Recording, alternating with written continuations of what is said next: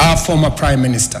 Kenya is mourning. The nation has fallen silent after the death of Raila Amollo Odinga, a man whose name is woven into every chapter of Kenya's political story.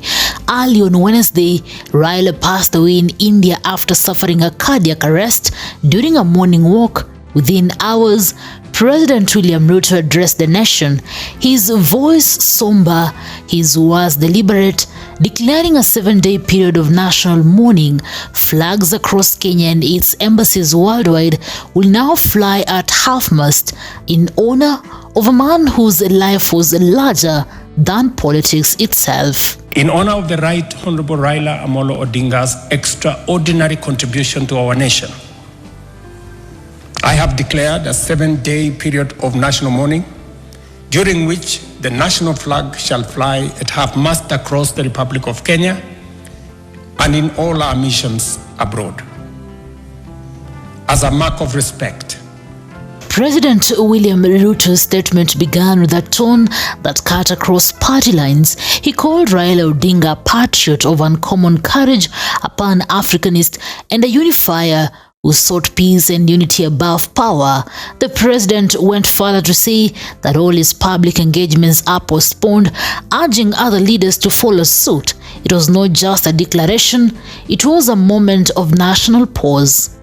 I have postponed all my public engagements for the coming days, and I ask all other public servants and leaders to do the same so that we can join the nation in this period of mourning and deep reflection. It was official. Kenya's flags lowered, State House in solemn quiet, and the country braced for a farewell unlike any other. President Ruto announced that Raila Odinga will receive a full state funeral, complete with military honors and the highest level of state protocol, a rare tribute reserved for only the most iconic national figures. Our former Prime Minister, Raila Amollo Odinga, shall be accorded a state funeral with all attendant honors. In consultation with the family, a committee to be co-chaired by the Deputy President, Professor Kithure Kindiki, and the Siaya Senator Oburu Odinga has been set up to coordinate the funeral arrangements. A committee co-chaired by Deputy President Kithure Kindiki and Raila's elder brother, Siaya Senator Oburu Odinga, has already been formed to oversee the arrangements. From protocol to public participation, every step is being coordinated to reflect Raila's stature in Kenyan history. A delegation comprising government officials and family members, led by Prime Cabinet Secretary Musalia Mudavadi, is leaving immediately for India to facilitate proper organization in the repatriation of the remains of our brother, the Honorable Raila Odinga. Other members of the delegation are Cabinet Secretaries Kipchumba Murkomen, Hassan Joho, and other ministers, National Assembly Majority Leader Kimani Ichung'wah, Minority Leader Junet Mohammed, and other members of the Odinga family, Jaoko Oburu Odinga, Kevin Obio Oginga, and others. And Aida. And Mama Aida herself, the family has finally decided that she will join those who will be going to recover. The government of India has offered to assist with repatriation, a gesture of respect that underscores Raila's international stature. Leading that delegation is Prime Cabinet Secretary Musalia Mudavadi, accompanied by Cabinet Secretaries Kipchumba Murkomen and Hassan Joho, along with Mama Aida, who has been at the heart of this story of resilience and love. At the same time, the government of India, at the request of the government of Kenya, has offered to facilitate the repatriation of the remains of our former Prime Minister. Consequently, when Ruto spoke of Raila Odinga, the political divide seemed to dissolve. He endured detention and persecution so that this nation might know and enjoy democracy.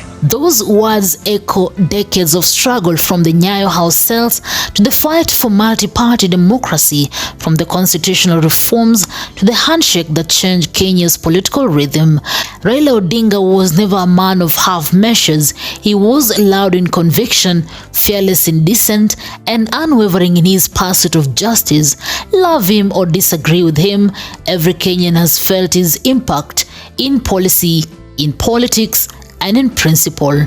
Round the Bay of Mexico, where the sun shines daily on a mountain top, I took a trip on a sailing ship. When I reached Jamaica, I made a stop, but I'm sad to say I'm on my way. Kenya's political timeline cannot be told without Raila Odinga. His life was a bridge between the nation's liberation heroes and its new generation. He embodied contradiction, an opposition leader who became a government partner, a critic who often stood shoulder to shoulder with the very system he once fought against. President Ruto's decision to honor Raila with military rights is not just symbolic, it is political maturity in motion. In a country where politics often divides, these moments unite. Ruto's gesture redefines political rivalry from hostility to historical respect. And perhaps that is the most profound tribute of all, a recognition that beyond parties and ideologies.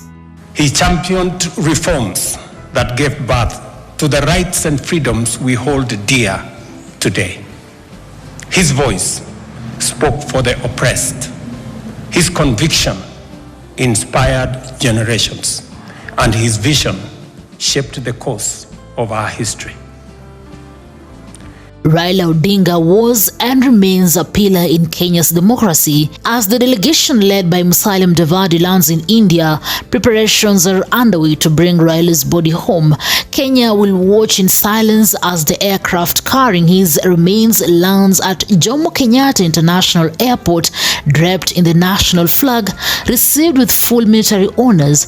Mama Ida Odinga will stand beside the casket, surrounded by family leaders and citizens, a moment that will mark both a farewell and a reflection of 5 decades of political life that shaped a nation. Raila's passing could well become a reset moment, a pause for Kenya to reflect on its journey and on what it means to serve beyond self. As the 7 days of mourning begin, expect public vigils, candlelight ceremonies, and perhaps moments of collective silence across counties. In that silence, Kenya will find the measure of the man they called Baba. Raila Amollo Odinga is truly a once-in-a-generation leader, a man whose ideals transcended politics and whose legacy will shape the destiny of Kenya for generations to come. A giant who towered for decades over our democratic landscape. He was a colossus of Kenya's modern politics, an indomitable warrior in our struggle for freedom and prosperity, and a statesman of boundless selflessness. In his passing, we have lost a patriot of uncommon courage, a Pan-Africanist. Raila Odinga's story does not end in death. It continues in the ideals he fought for: democracy, justice, and unity. For now, the flags are at half-mast. The nation bows in respect, and history records the passing of one of Africa's last great political titans. Newsroom, Maisha TV, Reader, Kering Chebet. Batoka kwenu jame, wape hiyo pombe yao, wakileo akitapika ni shauri yao.